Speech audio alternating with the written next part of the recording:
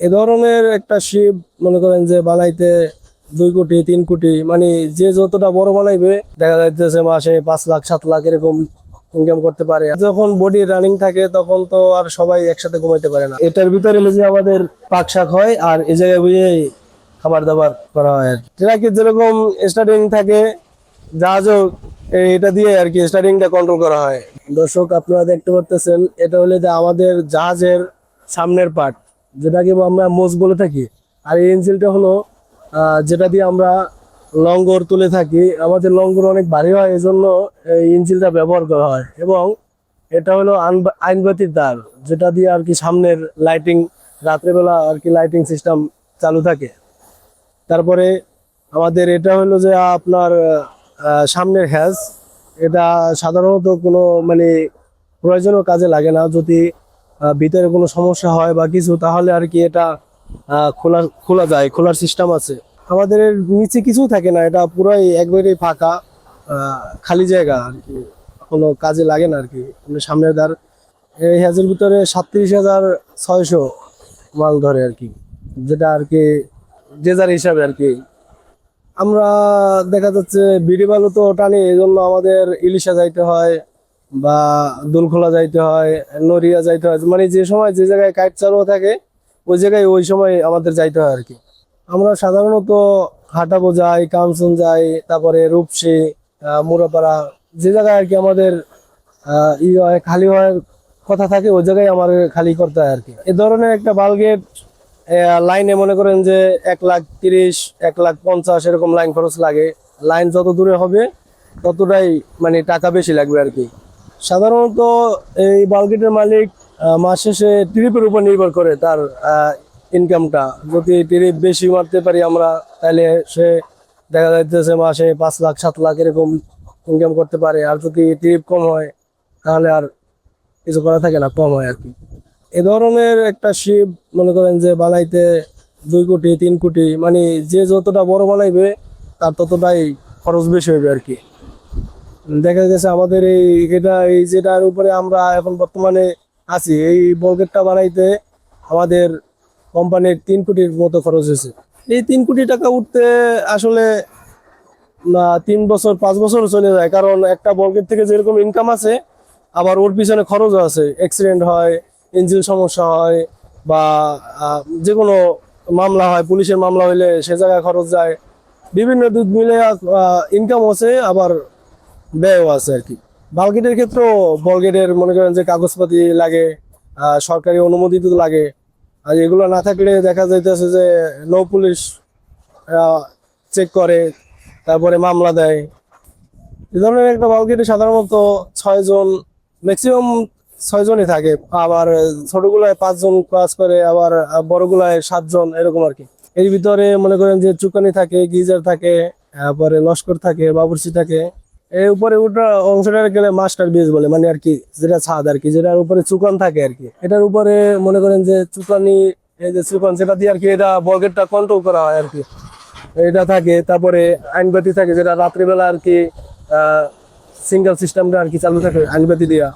পরে এটার ভিতর হরেন থাকে, যারা দিনের বেলা আর কি কোনো সামনের কোনো বালগেট বা নৌকা হোক বা পোস্টার হোক, যেটা আর কি সিগন্যাল দিয়ে থাকে হরেন দিয়ে আর কি। যেরকম ট্রাকে থাকে হরেন থাকে, বলগেটও আবার হরেন থাকে এরকম। এটারই চুকান বলা হয়, যেটা দিয়ে আর কি বলগেটটা কন্ট্রোল করে। যে কন্ট্রোল করে তাকে চুকানি বলা হয়, মাস্টার বলা হয়। ট্রাকে যেরকম স্টার্টিং থাকে, জাহাজও এটা দিয়ে আর কি স্টার্টিংটা কন্ট্রোল করা হয়, জাহাজটা কন্ট্রোল করা হয় এটা দিয়ে, এটা চুকান বলে। এটা ইঞ্জিন রুম বলা হয়।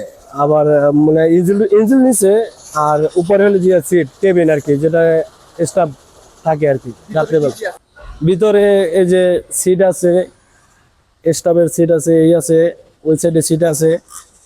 মানে এক একজন এক এক জায়গায় আর কি রাত্রেবেলা ঘুমায়। আর নিচে হলো যে আপনার ইঞ্জিন, যেটা দিয়ে আর কি বডি চালু থাকে। এমনিতে যখন বডি রানিং থাকে তখন তো আর সবাই একসাথে ঘুমাইতে পারে না, শিফটে বাই শিফটে ডিউটি থাকে।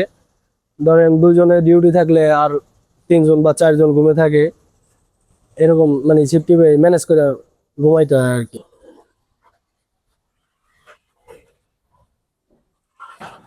এটা হলো আমাদের রান্না বান্না এবং খাবার জায়গা। এই যে এটার ভিতরে হলো যে আমাদের পাক শাক হয়, আর এই জায়গায় বুঝে খাবার দাবার করা হয় আর কি। এদিকে আমাদের সিলিন্ডার আছে, সিলিন্ডার দিয়ে পাক শাক হয়। আমরা ধরেন টিভি গেলে একটা টিভি দিতে ম্যাক্সিমাম 2 দিন লাগে। এই 2 দিনের বাজারই আর কি করা হয় আর কি। আর এটার ভিতরে যে পাক করার জন্য পানি রাখা হয়, নদীর পানি আমাদের ব্যবহার করতে হয় এটারে আর কি বিশুদ্ধ করে তারপরে আর কি খাইতে হয়। আর এটার ভিতরে খাবার পানি রাখা হয়। না না, এটা আমরা ওই যে লোডে গেলে ওই জায়গায় দিয়ে আর কি বালু দিয়ে যে ফিল্টারে হয়ে যে পানিটা আসে ওটারই। আমাদের নদীতে এই যে ডাকাতের সমস্যাটাই বেশি হয়, তোলা পানি। ডাকাত বলতে কি দেখা যাচ্ছে, মনে করেন যে এলাকার নদীপথে এলাকা পানি বাজে না, ওই এলাকার যদি কোনো পোলা পানির কিছু টাকার প্রয়োজন হয় তখন এই বর্গেট স্টাফের উপরে নির্যাতন করে। আইসা 10-15 জন মিলে আইয়া ছিনতাই করে সবকিছু ফোন নিয়ে যায়, টাকা নিয়ে যায়, মারধর করে, এই আর কি। না, আমার সাথে সেরকম ভাবে হয় না আর কি ডাকাতির ঘটনা। কিন্তু ওই যে এমনিতে ঝামেলা বলতে আগে দিনে তোরা আইয়া উঠে পোলা মানে নিয়ে গেছে, কিন্তু মারধর মানে মারধরের শিকার আমি হয় না আসলে। ওটা তো যদি লাশ দেখা যায় বা কোনো কিছু জিনিস নদীতে ভাসমান থাকে বা কিছু, আমরা ধরি না বা কিছু করি না। ওটা প্রশাসনের করা হয়, প্রশাসনে ইনফর্ম করা হয়, প্রশাসনে আর কি। ওটা ইন্টারেস্টিং ঘটনা বলতে, আমরা তো সবসময় নদীপথে থাকি, আমাদের কাছে কোনোটাই আর কি ইন্টারেস্টিং মনে হয় না। আমাদেরকে সবই মানে জীবনের সাথে হয়ে গেছে, মিলে গেছে আর কি। ঝড় কন, তুফান কন বা যে কোনো সমস্যা কন, মোকাবেলা করা আমাদের করতেই হবে, কিছু করার নাই ভাই। এখন কষ্ট তো অবশ্যই আছে, যেরকম আপনার সবাই বাসা বাড়িতে যেরকম ঘুমায় সেরকম তার বলগেটে না। বলগেটে তো গরমের দিনে গরম সহ্য করতে হয়, আবার শীতের দিনে শীত সহ্য করতে হয়।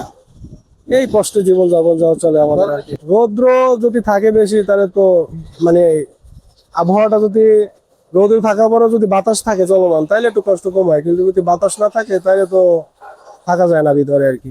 গরমে কারণ স্টিল আর কি গরম হয়ে যায়, আগুন হয়ে যায়। আর জুতা দিয়ে পাড়া দিলেও আর কি জুতাটা পর্যন্ত গরম হয়ে যায় এরকম আর কি। জীবন বাঁচানোর জন্য আপনার লাইফ জ্যাকেট আছে বা বয়া আছে, আর সাঁতার জানতে হবে, এটা তো মাস্ট। সাঁতার না জানলে তো আর আপনি কিছু করতে পারবেন না। এইগুলো নিয়েই আর কি জীবন বাঁচাইতে হয়। আর যদি আল্লাহ সহায় না হয় তাহলে তো আর কিছু করার থাকে না।